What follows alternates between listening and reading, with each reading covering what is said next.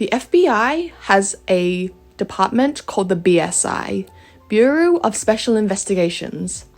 If you ask a BSI agent what they investigate, they'll tell you particularly violent crimes. It's not exactly a lie. They do investigate violent crimes.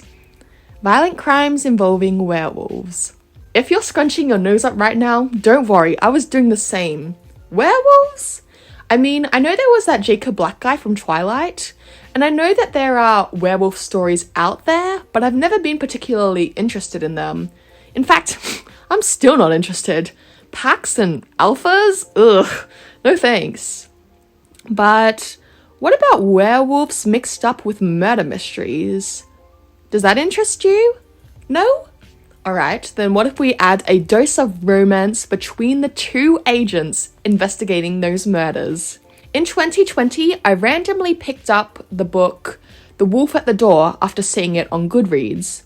The Wolf at the Door is the first book in a 5-book series named Big Bad Wolf, written by Charlie Adhara. The other books in the series are The Wolf at Bay, Thrown to the Wolves, Wolf in Sheep's Clothing, Cry Wolf. Now, 2 years later, I've remembered just how well written and engaging it is. So, in this video, I'm going to tell you all about the Big Bad Wolf series and why you should read it. Let's get started. The series is written from the third-person perspective of Cooper Dayton.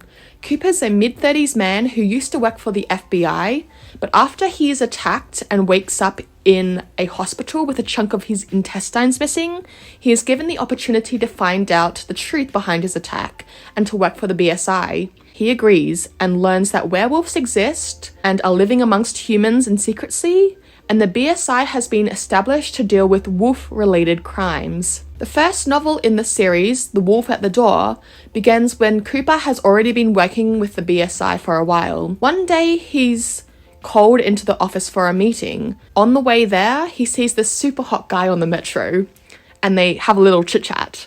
That doesn't have anything to do with anything. Or does it? At the meeting, his boss tells him he will be partnered with a werewolf, and they'll solve crimes together. This is a shock because Cooper's never worked with a werewolf before. In fact, despite his job, he hasn't really had much to do with them. He doesn't know much about their lifestyle, how they shift, how they interact with each other regarding packs and lone wolves, all of that.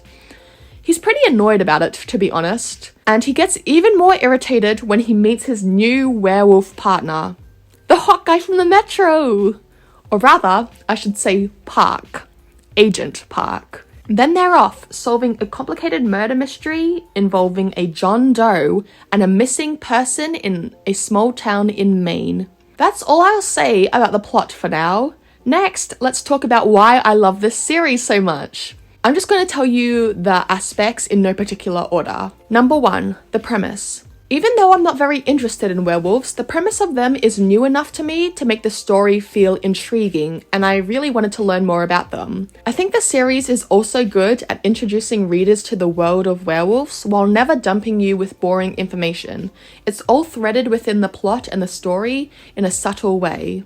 Number 2, the murder mysteries. I've always been a fan of any kind of murder mystery, or just mystery in general. Think Sherlock, Agatha Christie, even young adult mystery stories. In my opinion, the mysteries are all well done in this series. I admit I did sort of guess the answer to the mystery in the first book, but for the 4 following books, I wasn't sure who the murderer would be and how all the clues would come together. Next, we have the characters.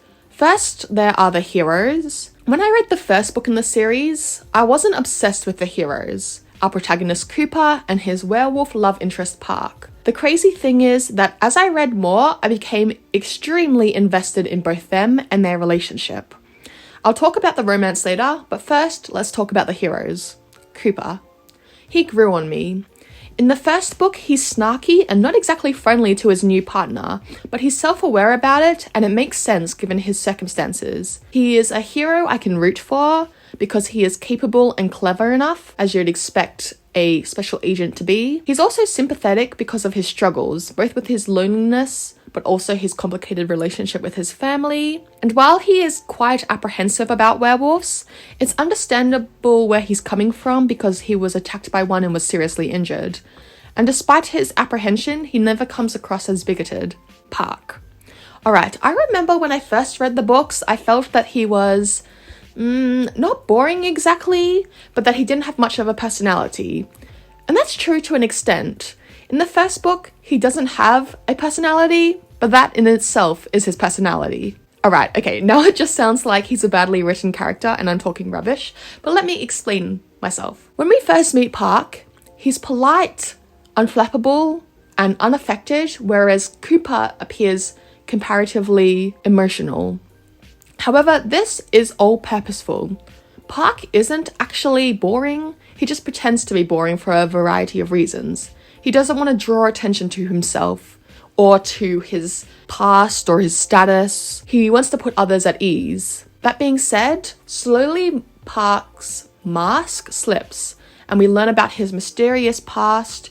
We learn about what other werewolves and people think of him, and we also can peek into his emotions and see how he feels about Cooper. Furthermore, Park's a pretty swoon-worthy love interest. He's not aggressive, but he's assertive when he needs to be. He has a quiet strength, but he's also happy to let Cooper take the lead. He's mysterious, but still honest. And I mean, he's tall and strong, super handsome, etc, etc. I can't believe I'm finding a werewolf hot, but I see the appeal now, everybody. The idea of having a partner who can protect you, not just in a I'm a strong human way, but in a I can transform into a werewolf way is pretty appealing. Okay, so next I'm going to talk about side characters. Because every book deals with new characters, suspects, victims, etc., not every side character is super defined and dimensional, though I wouldn't expect them to be. I will say that for the most part, those involved in the murder mysteries feel plausible. What I mean by that is even if we only have a limited time with a murderer, most of the time their motives behind the murder feel realistic. The characters that shine are those who are the close friends and family of our heroes. In fact, the spin-off series tells the story of Eli, a side character introduced in the third book in the series, The Romance. The most impressive thing about the series, to me, is that it manages to make me care about Cooper and Park's relationship, even after they, spoiler alert, but it's kind of obvious, get together. Most of the time when I read a romance, I lose interest the moment the couple gets together, and I don't really care about any conflicts they have once they're in a committed relationship. For example, I loved Boyfriend Material by Alexis Hall. I was really looking forward to Husband Material, but when I tried reading it, I wasn't really interested and ended up DNFing it. So why does Cooper and Park's relationship engage me so much?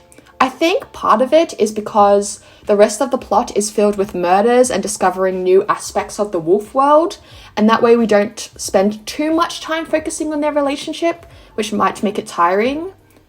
Furthermore, every book adds a new challenge or introduces a new aspect to their relationship. For example, first they start off as work partners who don't exactly get along, but then they start getting along, and then they start dating, and then they fall in love, and then there's dealing with their respective families and their relationship becoming even more serious. Here are some side notes. So there are 5 books in the series, and it's kind of finished, but the author said that she might write more in the future. At the moment, though, the author is working on a spin-off series focusing on Eli. As I mentioned before, he's a side character, and the first book in this spin-off series is already out. It actually came out pretty recently, in August, I believe. It's called Pack of Lies. I've already read it, and unfortunately, I didn't enjoy it as much as the Big Bad Wolf books, but it's still pretty entertaining. So I would suggest starting off with the Big Bad Wolf series, and if you enjoy it, then check out the spin-off series as well. Okay, so that's all I'll say about the Big Bad Wolf series for now, but hopefully this video demonstrated why I think the series is so good. Also, if you've already read the series, let me know. Okay, that's it for today. Bye!